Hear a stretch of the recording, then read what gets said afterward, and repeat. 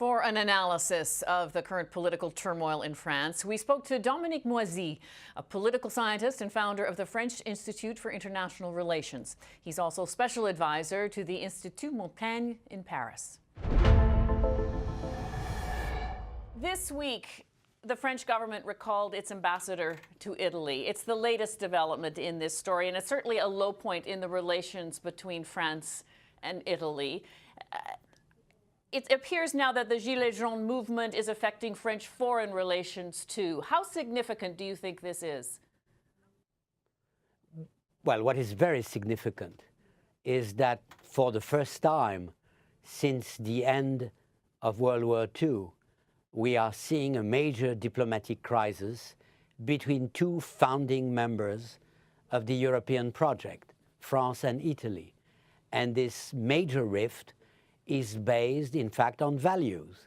The French government is, to say the least, irritated by the fact that the Italian government has taken a stance that is very hostile to the legitimate government of France and very favorable to the Gilets jaunes movement, which contains some elements that are, in fact, radically against the institution of the Republic and that are at war with classical liberal democracy. So Macron now, in trying to contend with the Gilets jaunes movement, is now not only dealing with turmoil at home, but a foreign affairs crisis too.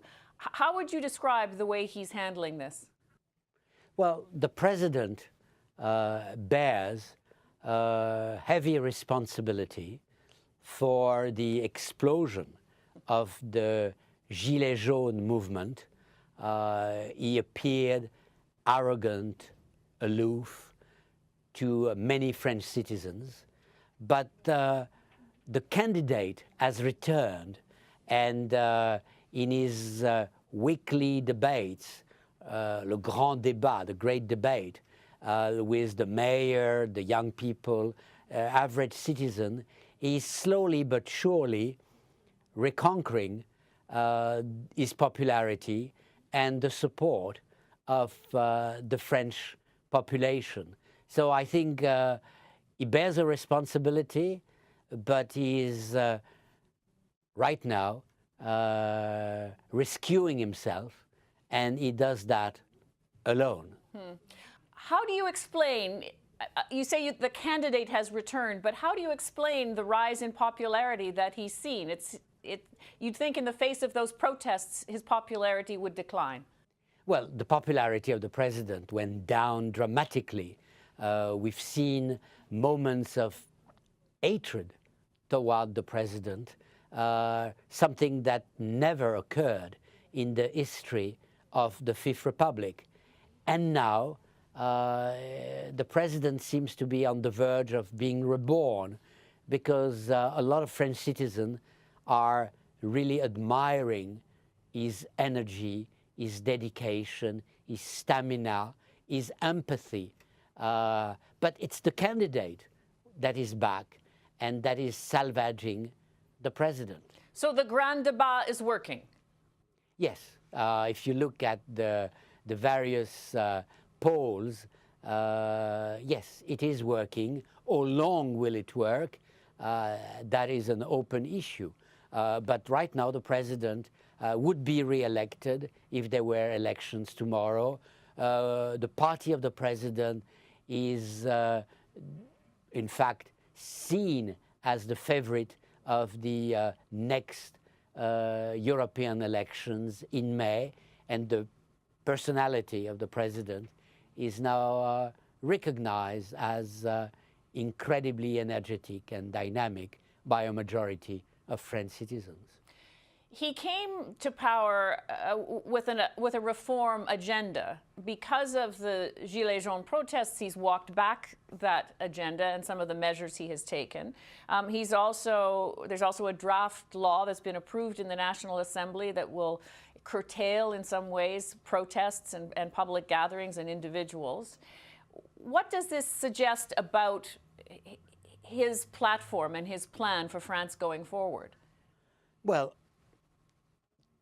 2 months ago, there was a near consensus in France that the president had failed, that his program would never be implemented, that he had run into a wall with les gilets jaunes.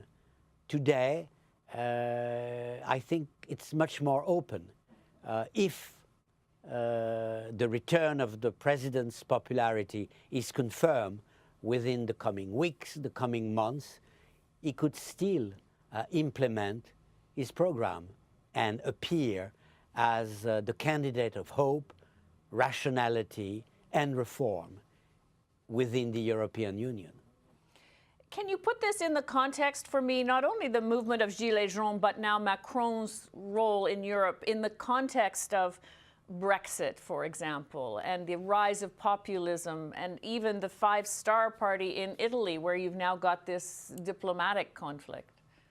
Well, I think you see a rise of populism all over Europe, with Brexit being, so to speak, the mother of all defeats for classical liberal democracy. Angela Merkel in Germany is on her way out. Europe, from Italy to Hungary, going through Poland, is moving towards populism. The last oasis of hope, so to speak, the last defender of the European Union values remains the French president. That is why it is so important for Europe that he could recuperate his popularity and continue to implement his call to rationality and reform. At the same time, how divided is the country that he leads? France is deeply divided. This is the case with most democratic societies, and not only in Europe. Look at the polarization of American society. Look at the polarization of British society vis-à-vis Brexit. Look at Italy. French society is no exception. It is a very deeply divided country. And what does that say to you about the prospects for the European project that you mentioned at the beginning? You know, the two founding members now at odds, deeply divided societies. What does that suggest to you? Well, this is the most fundamental divorce that has taken place within the European Union, because it's at the very core of it, between two founding members, and it is based on values. What is democracy? In a way, the populist leaders in Italy, who are representing the extreme right in the case of the Liga, not the extreme left in the case of the Five-Star movement, but something quite original, which can be seen as, in a way, a prefiguration in Italy of les gilets jaunes in France. This alliance, no one thought it could exist. No one thought radicals from the left and the right could come together. Nevertheless, they came together. It translates a level of anger, of humiliation, of fear, of nostalgia for a past that is, in fact, present wherever you see a populist movement, from the United States to Europe. And France today is in a position of being the defender of reason, the defenders, if you want, of the values of enlightenment, because the populists are so much attacking those very values of enlightenment. And do you think Macron is up to that job of leading that? Well, Macron worried his supporters very seriously in the past months, and is slowly but not yet surely reassuring them. But we'll have a test very soon with the European election in May. If the party of Macron comes first in that election with a sizable portion of the French electorate that goes to vote, well, we can be reassured as to the balance between liberal democracy and illiberal democracy. Liberal democracy is not condemned to defeat. Mr. Moïsi, thank you very much for your insight and your expertise on this. Thank you.